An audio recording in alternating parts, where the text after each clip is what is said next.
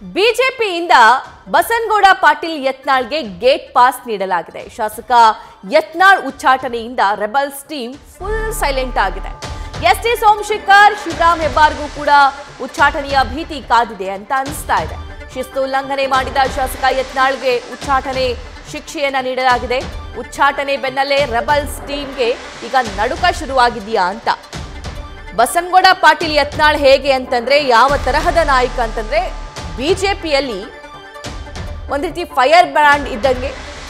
ಅದರ ಜೊತೆಗೆ ಯಾವಾಗೆಲ್ಲ ಸಿಎಂ ಸ್ಥಾನ ಬದಲಾವಣೆ ಅಂತ ಬಿಜೆಪಿ ಪಕ್ಷ ಅಧಿಕಾರದಲ್ಲಿ ಇದ್ದಂತಹ ಸಂದರ್ಭದಲ್ಲಿ ಮಾತು ಕೇಳಿ ಬರ್ತಿತ್ತು, ಸಿಎಂ ಅಭ್ಯರ್ಥಿ ಯಾರಾಗಬಹುದು ಅನ್ನುವಂಥ ಮಾತು ಕೇಳಿ ಬರ್ತಿತ್ತು, ಆವಾಗೆಲ್ಲ ಯತ್ನಾಳ್ ಅವರ ಹೆಸರು ಕೂಡ ಪ್ರಸ್ತಾಪವಾಗ್ತಾ ಇತ್ತು. ಯಾಕಂದ್ರೆ ಹಿಂದೂ ಫೈರ್ ಬ್ರ್ಯಾಂಡ್ ಅಂತ ಗುರುತಿಸಿಕೊಂಡಿದ್ರು, ಅಂತವರನ್ನೇ ಉಚ್ಚಾಟನೆ ಮಾಡಿದ್ದಾರೆ. ಈಗ ಈ ಶಾಸಕರ ಪರಿಸ್ಥಿತಿ ಏನು ಅಂತ ಲೈವ್ ಡೀಟೇಲ್ಸ್ ನೀಡ್ತಾರೆ ನಮ್ಮ ಪೊಲಿಟಿಕಲ್ ಕರೆಸ್ಪಾಂಡೆಂಟ್ ಗಣಪತಿ. ರಾಜ್ಯದಲ್ಲಿ ಬಿಜೆಪಿಯ ಫೈರ್ ಬ್ರ್ಯಾಂಡ್ ಅಂತ ಕರೆಸಿಕೊಳ್ತಾ ಇದ್ದಂತಹ ಯತ್ನಾಳ್ ಅವರನ್ನೇ ಬಿಜೆಪಿ ಪಕ್ಷದಿಂದ ಉಚ್ಚಾಟನೆ ಮಾಡಲಾಗಿದೆ. ಇನ್ನು ಎಸ್ಟಿ ಸೋಮಶೇಖರ್, ಶಿವರಾಮ್ ಹೆಬ್ಬಾರ್ ಅವರ ಕಥೆ ಏನಾಗಬಹುದು ಅಂತ ಸಭಾ ಖಂಡಿತ ನೋಡಿ, ರಾಜ್ಯ ಬಿಜೆಪಿಯಲ್ಲಿ ಬಹಳಷ್ಟು ಬೆಳವಣಿಗೆಗಳು ಕೂಡ ಎದುರು ನೋಡ್ತಾ ಇರುವಂತಹ ಒಂದಷ್ಟು ಕಾರ್ಯಕರ್ತರಿರ್ಬೋದು, ಪಕ್ಷದ ಮುಖಂಡರಿರ್ಬೋದು. ಅದಕ್ಕೆ ಸೂಕ್ತವಾದಂತಹ ನಿರ್ಧಾರ ನಿನ್ನೆ ಹೈಕಮಾಂಡ್ ತೆಗೆದುಕೊಂಡಿದೆ. ಯಾರು ಪಕ್ಷ ವಿರೋಧಿ ಚಟುವಟಿಕೆ ಮಾಡ್ತಾರೋ ಅವರಿಗೆ ಇದೇ ರೀತಿಯಾದಂತಹ ಶಿಕ್ಷೆ ಆಗಬೇಕು ಅನ್ನೋದು ಕೂಡ ಯತ್ನಾಳ್ ಅವರಿಗೆ ಕೊಟ್ಟಿರುವಂತಹ ಉಚ್ಚಾಟನೆ. ಈ ಉಚ್ಚಾಟನೆ ಬೆನ್ನಲ್ಲೇ ಒಂದಷ್ಟು ರೆಬಲ್ ಟೀಮ್ ಕೂಡ ಇತ್ತು. ಅಂದರೆ ಬಿಜೆಪಿಯಲ್ಲಿ ಒಂದಷ್ಟು ಬದಲಾವಣೆಗೆ ಎದುರು ನೋಡ್ತಿರುವಂತಹ ಒಂದಷ್ಟು ಟೀಮ್ ಕೂಡ ರೆಡಿಯಾಗಿತ್ತು. ಅಂದರೆ ಈ ಟೀಮ್ ಯಾವಾಗ ಹುಟ್ಕೊಂಡಿತ್ತು ಅಂತಂದ್ರೆ ನೋಡಿ, ಯಾವಾಗ ರಾಜ್ಯಾಧ್ಯಕ್ಷರ ಬದಲಾವಣೆ ಕೇಳಿ ಬಂದಿತ್ತು ಆಗ ಈ ರೆಬಲ್ ಟೀಮ್ ಅನ್ನೋದು ಕೂಡ ಹುಟ್ಕೊಂಡಿರುತ್ತೋ. ಜೊತೆಗೆ ಈ ರೆಬಲ್ ಟೀಮ್ ಅಲ್ಲೂ ಕೂಡ ಒಂದಷ್ಟು ನಾಯಕರು ಕೂಡ ಇದ್ರು. ಕುಮಾರ್ ಬಂಗಾರಪ್ಪ, ಬಿ.ಪಿ. ಹರೀಶ್, ರಮೇಶ್ ಜಾರಕಿಹೊಳಿ, ಮಾಜಿ ಸಂಸದರಾದಂತಹ ಸಿದ್ದೇಶ್ವರ್ ಇರ್ಬೋದು, ಪ್ರತಾಪ್ ಸಿಂಹ ಇರ್ಬೋದು, ಒಟ್ಟಾರೆಯಾಗಿ ಒಂದಷ್ಟು ರೆಬಲ್ ಟೀಮ್ ಅಲ್ಲಿ ಸಾಕಷ್ಟು ನಾಯಕರು ಇದ್ರು. ಆದ್ರೆ ಯಾವಾಗ ಯತ್ನಾಳ್ ಅವರಿಗೆ ಉಚ್ಚಾಟನೆ ಮಾಡಿದ್ರು, ಈಗ ರೆಬಲ್ ಟೀಮ್ ಸಂಪೂರ್ಣವಾಗಿ ಸೈಲೆಂಟ್ ಆಗಿದೆ. ಅಂದ್ರೆ ನಾಯಕನೇ ಇಲ್ಲದಂತಹ ರೆಬಲ್ ಟೀಮ್ಗೆ ಮುಂದೆ ನಡೆಸೋರು ಯಾರು ಅನ್ನೋದು ಕೂಡ ಒಂದಷ್ಟು ರೆಬಲ್ ಟೀಮ್ ಅಲ್ಲಿ ಲೆಕ್ಕಾಚಾರವನ್ನು ಎದುರಾಗ್ತಿರುವಂಥದ್ದು. ನೋಡಿ, ಪ್ರಮುಖವಾಗಿ ಗಮನಿಸಬೇಕಾದ್ರೆ ಪ್ರತಿಯೊಂದು ಹಂತದಲ್ಲೂ ಕೂಡ ರಾಜ್ಯಾಧ್ಯಕ್ಷರ ವಿರುದ್ಧವಾಗಿ ಟೀಕೆ ಟಿಪ್ಪಣಿ ಮಾಡ್ತಿರುವಂತಹ ನಾಯಕರಂತಂದ್ರೆ ಯತ್ನಾಳ್ ಅವರು.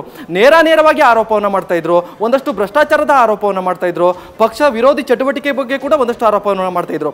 ಆದ್ರೆ ಈ ಆರೋಪವನ್ನು ಮಾಡ್ತಿರುವಂತಹ ನಾಯಕರು ಇವತ್ತು ಉಚ್ಚಾಟನೆ ಆಗಿದ್ದಾರೆ. ಹಾಗಾದ್ರೆ ಆ ನಾಯಕರಿಲ್ಲದೆ ಇರುವಂತಹ ಉಳಿದ ನಾಯಕರು ಏನ್ ಮಾಡಬಹುದು?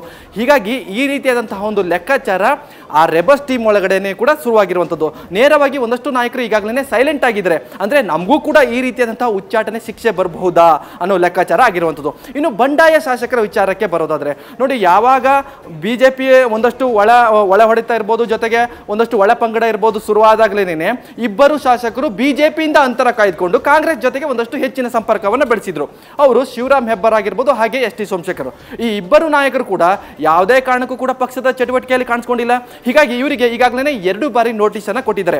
ಯತ್ನಾಳ್ ಅವರಿಗೂ ಕೂಡ 2 ಬಾರಿ ನೋಟಿಸ್ ಕೊಟ್ಟು ಆ ನೋಟಿಸ್ಗೆ ಉತ್ತರ ಕೊಟ್ಟಾಗಲೂ ಕೂಡ ಅವರನ್ನ ಪಕ್ಷ ಉಚ್ಚಾಟನೆ ಮಾಡಿರುವಂಥದ್ದು. ಹೀಗಾಗಿ ಈಗ ಈ ಬಂಡಾಯ ಶಾಸಕರಿಗೂ ಕೂಡ 2 ಬಾರಿ ಕೇಂದ್ರ ಶಿಸ್ತು ಸಮಿತಿ ನೋಟಿಸ್ ಅನ್ನ ಕೊಟ್ಟಿದೆ. ಇವರು ಕೊಟ್ಟಿರುವಂತಹ ಉತ್ತರದ ಆಧಾರದ ಮೇಲೆ ಮುಂದಿನ ದಿನಗಳಲ್ಲೂ ಕೂಡ ಇವರೇನಾದ್ರೂ ಕೂಡ ಪಕ್ಷ ವಿರೋಧಿ ಚಟುವಟಿಕೆ ಮಾಡಿದರ, ಜೊತೆಗೆ ಅವರು ಕೊಟ್ಟಂತಹ ಆ ಉತ್ತರ ಸರಿಯಾಗಿದೆಯಾ ಅನ್ನೋದು ಕೂಡ ಅವರು ತುಲನೆ ಮಾಡ್ತಾರೆ. ಈ ನಿಟ್ಟಿನಲ್ಲಿ ಅವರೇನಾದ್ರೂ ಕೂಡ ಕೊಟ್ಟಿರುವಂತಹ ಉತ್ತರ ಇರ್ಬೋದು, ಜೊತೆಗೆ ಮತ್ತೆ ಪುನಃ ಪಕ್ಷ ವಿರೋಧಿ ಚಟುವಟಿಕೆ ಮಾಡಿದೆಯಾದಲ್ಲಿ ಈ ಇಬ್ಬರು ನಾಯಕರು ಕೂಡ ಮತ್ತೆ ಉಚ್ಚಾಟನೆ ಆಗುವಂತ ಸಾಧ್ಯತೆ ಇದೆ ಅಂತ ರಾಜ್ಯ ಬಿಜೆಪಿಯಲ್ಲಿ ಚರ್ಚೆ ಆಗ್ತಿರುವಂತದ್ದು. ಸಭಾ thank you Ganapati. News First ನಿರ್ಭೀತಿಯಿಂದ ನಿಮ್ಮ ಪರವಾಗಿ.